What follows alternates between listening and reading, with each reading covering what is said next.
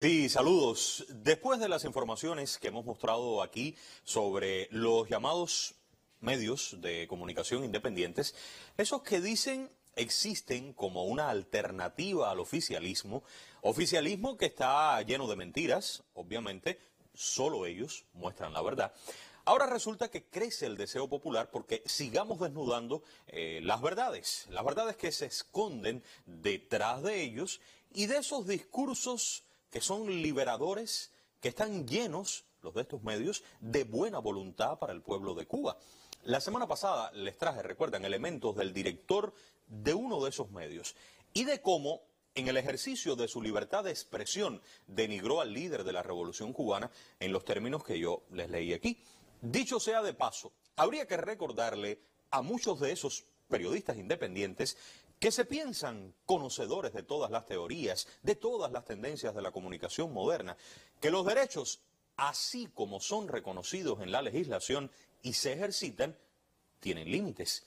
Y que los límites no son los que su pretendido, su altísimo grado de erudición consideren, sino que son límites generales para todo ciudadano. Y que, entre otros, en Cuba, esos límites son los derechos de los demás, la seguridad colectiva y el respeto al orden público. En fin, vamos a conocer hoy algunos de los rostros de estos presuntos periodistas independientes. ¿Es verdad que reciben dinero del gobierno de los Estados Unidos o sencillamente los calumniamos nosotros aquí? ¿Defienden ideales en los que ellos creen o han hecho de esto un negocio, un modo de vida? Debemos seguirlos. Debemos creer lo que dicen. ¿Dónde están ellos? ¿Por qué existen ellos? Veamos este material que les traigo y ya regreso con ustedes. Adelante. Medios de comunicación intoxican constantemente las redes sociales con informaciones sobre Cuba. Si alguno de ustedes me preguntara hoy cuál es el sector más dinámico y más contestatario de la Cuba actual, sin pestañear, les diría la prensa independiente. Como único se va a provocar ese cambio, así se presiona de este lado, desde el lado de que no está de acuerdo con lo que está sucediendo en Cuba. Ni a nosotros los periodistas independientes, ni a los influencers, ni a nadie beneficia ningún acuerdo de eso. Que no queremos más dictadura. Contarles y mostrarles esa Cuba, ese barco a dónde va. Lo importante es ir contra el poder. Se catalogan como independientes o alternativos, pero basta ir tras la ruta del dinero que los alienta y articula para saber de quién dependen y a qué línea editorial responden. La estrategia de comunicación que se articula desde las plataformas digitales es parte del diseño político del gobierno de los Estados Unidos.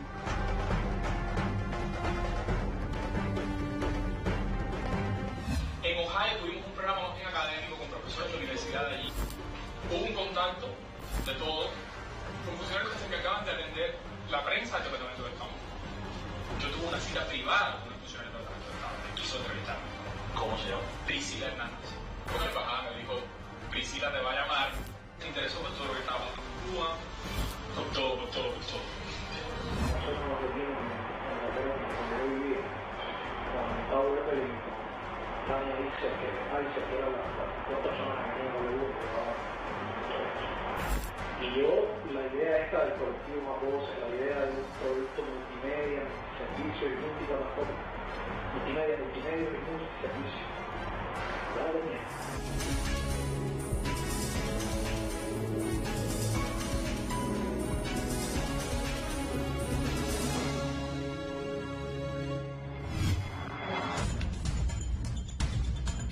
Un entramado de medios de comunicación intenta legitimar en Cuba la visión hegemónica estadounidense sobre democracia y libertad. Curioso resulta que todos los que dirigen Cibercuba, ADN Cuba, Cubanos por el Mundo, Cubita Now, Cubanet, Periodismo de Barrio, El Toque, El Estornudo y Yucabay, entre otros, residen en el exterior. La mayoría en los Estados Unidos. Yo soy Carlos Manuel Álvarez, escritor, periodista, dirijo la revista El Estornudo, que es una revista de periodismo narrativo. Yo soy Carlos Aníbal, soy cubano, Resido en México desde 2015. En ese momento comenzamos con el proyecto de Rialta. Yo soy ingeniero en telecomunicaciones y realmente, o sea, me vinculo a este mundo del periodismo a partir de un blog que tuve hace unos años. Bueno, y Mazorra, con que nuestros espectadores conocen Cibercuba, sí queríamos presentarlo. Bueno, lo mío es rápido, yo soy cubano igual, hace más de 10 años que vivo en España y en el 2014 junto a Luis Flores, mi amigo, fundamos Cibercuba y bueno, lo demás yo creo que lo conocen bastante bien.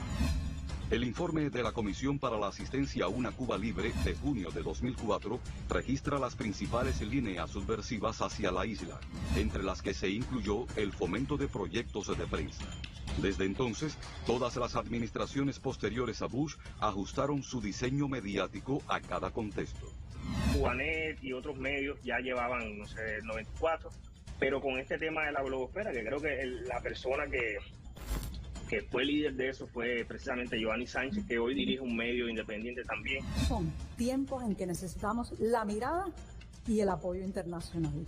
No solo para apoyar a las fuerzas democráticas y denunciar las violaciones de los derechos humanos en Cuba, sino especialmente para apoyar y sostener a la prensa independiente. El portavoz del Departamento de Estado de Estados Unidos hace un tuit, me menciona, luego Pompeo también me menciona, y entonces uno como que de pronto sentía que yo estaba en el medio un poco cruzado. El Departamento de Estado, la Agencia Internacional para el Desarrollo y el Fondo Nacional para la Democracia de los Estados Unidos financian esta maquinaria mediática que se ha beneficiado de los más de 500 millones de dólares que la Casa Blanca destinó en los últimos 20 años para la subversión en Cuba. La NED es la Fundación Nacional para la Democracia. Es una organización estadounidense privada sin fines de lucro. Aunque está administrada por una organización privada, la mayoría de sus fondos provienen del presupuesto del Congreso norteamericano. De acuerdo a múltiples investigaciones, la NED tiene como objetivo el debilitamiento de los gobiernos que se oponen a las directrices políticas estadounidenses. La USAID es la Agencia de los Estados Unidos para el Desarrollo Internacional.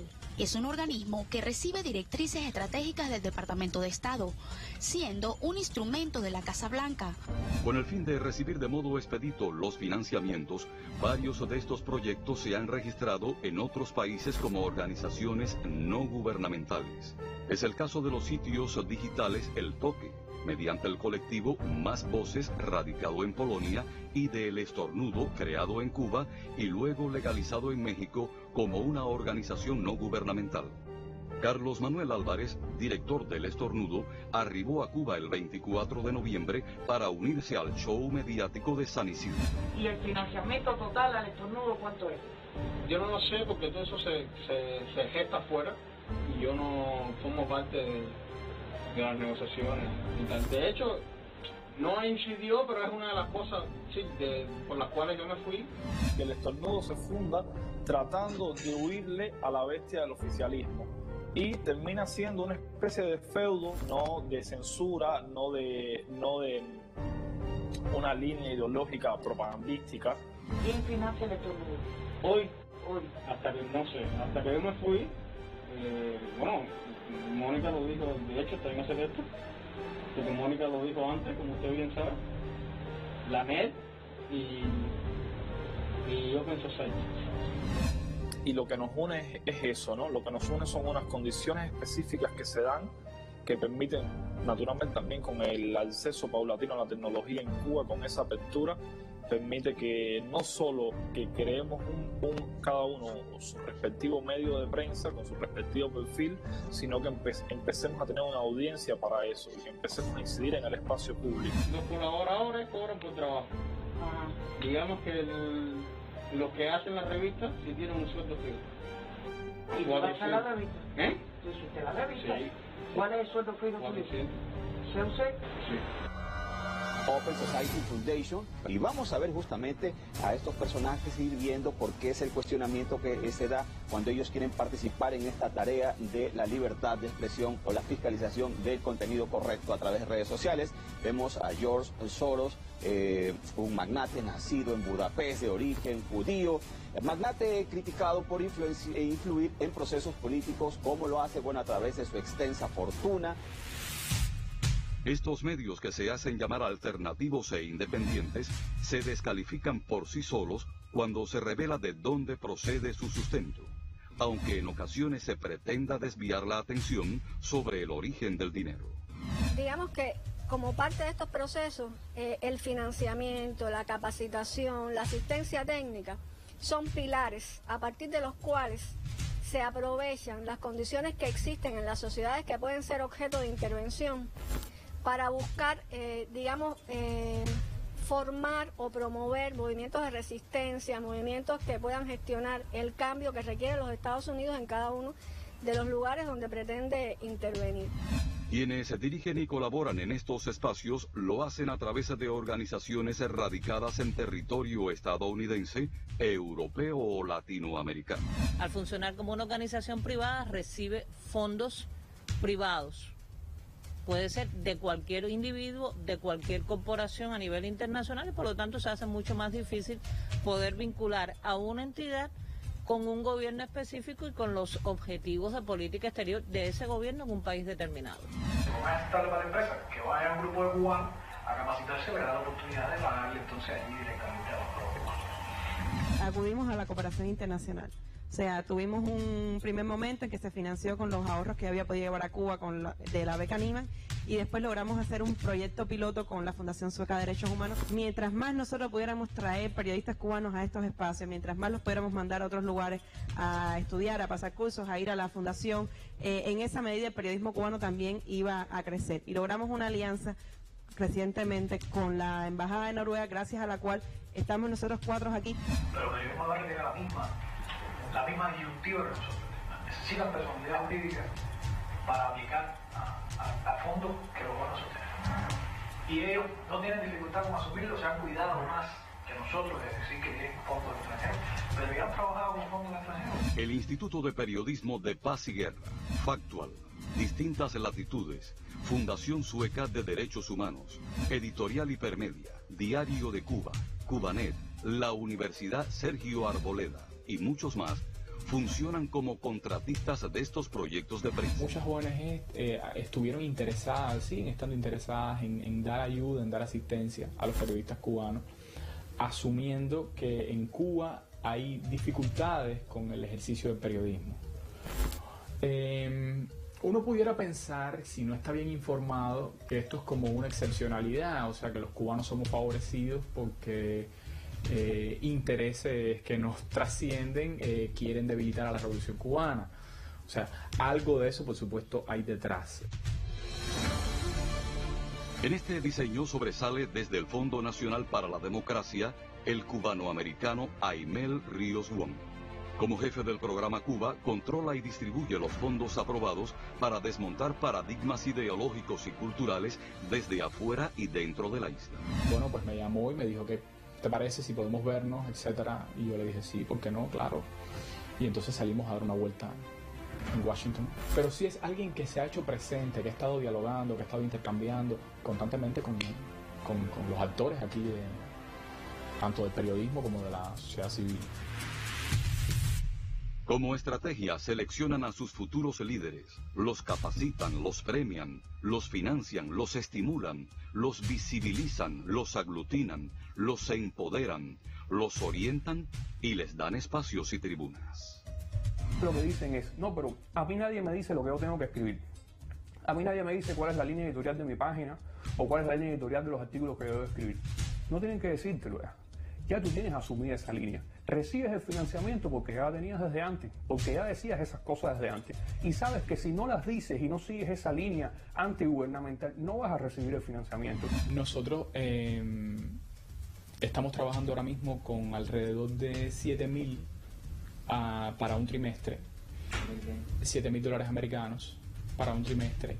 Y bueno, a partir de ahí hacemos la planificación del trabajo. O sea, ahí tenemos diseñado cuántos contenidos de cada género hemos producido o vamos a producir, bueno, en este caso es hacia futuro, y está asignadas pues todas las tarifas que tenemos establecidas de pago.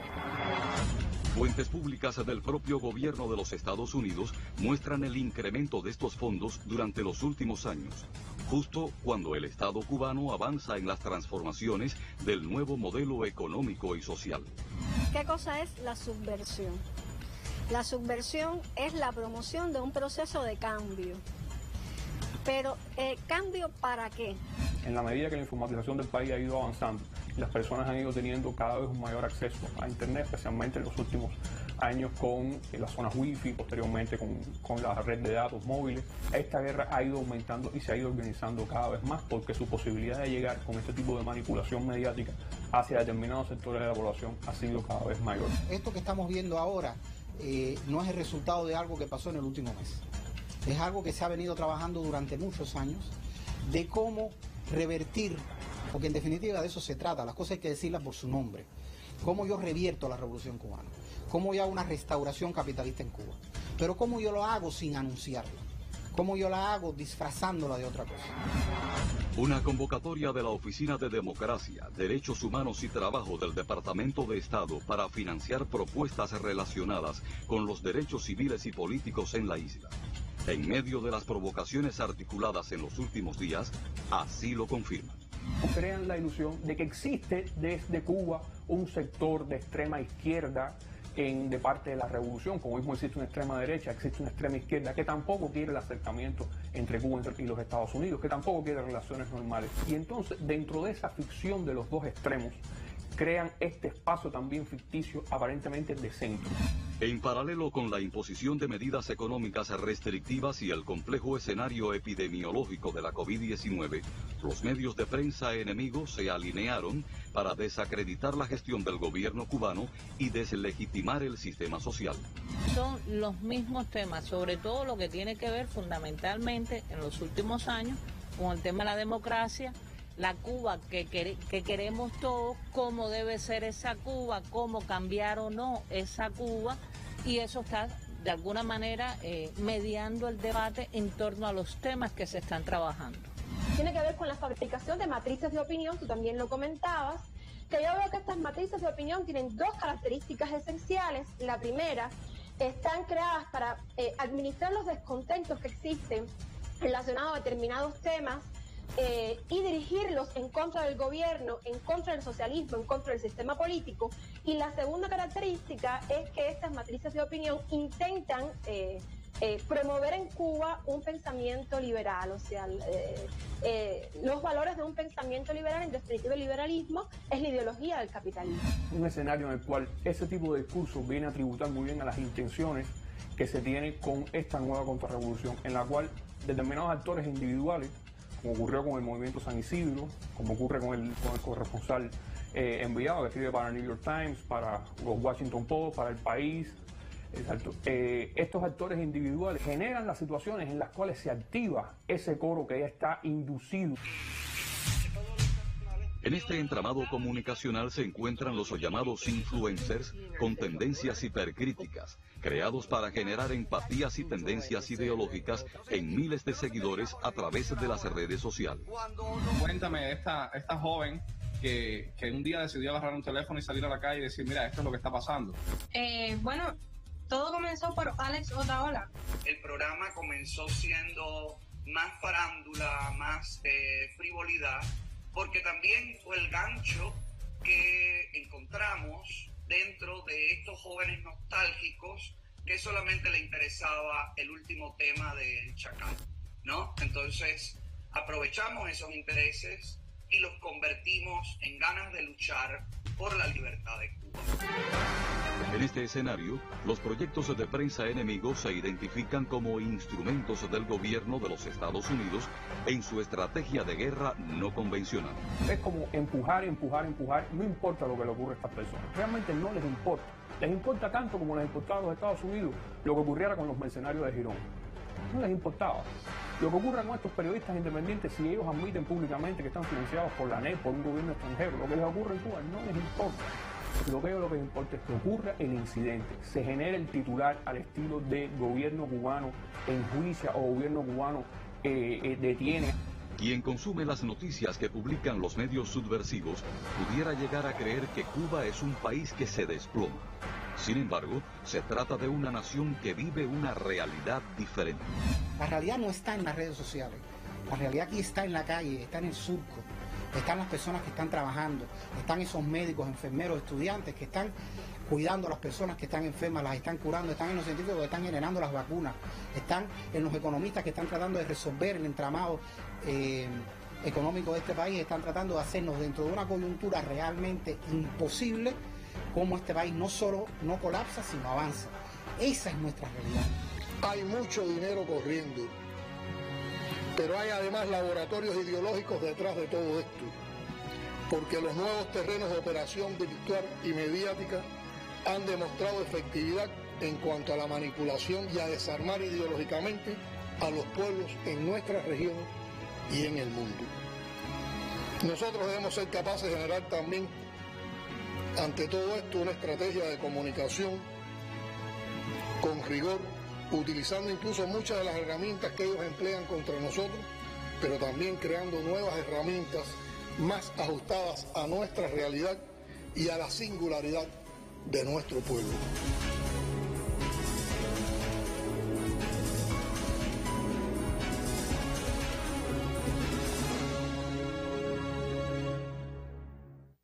Como vieron, es un tema bien serio. A nombre de esa libertad, de la libertad de nosotros, de la libertad de un pueblo, unos cuantos que vimos viven de contar las historias suyas, las mías, y mientras obtienen muy buenas ganancias, buscan derrocar un proyecto político que es imperfecto como toda obra humana, claro, pero un proyecto que así imperfecto es mucho más legítimo que cualquier plan subversivo, que para existir tiene que contar con almas vendidas, tiene que contar con compradores, con precios, con discursos que parezcan poesía para un pueblo que tiene 1000 retos por delante y que hace muy poco dijo en su inmensa mayoría que lo que quiere seguir construyendo se llama socialismo.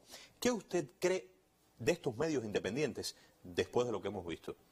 No podemos olvidar, recuerde los nombres, Cibercuba, ADN Cuba, Cubanos por el Mundo, Cubita Now, Cubanet, Periodismo de Barrio, El Toque, El Estornudo, Yucabay, entre otros. Dígame, ¿se merecen o no el apellido con el que ellos se identifican? Y que no paran de repetir todo el tiempo. ¿Serán medios independientes? Regresaré con más muy pronto. Buenas noches.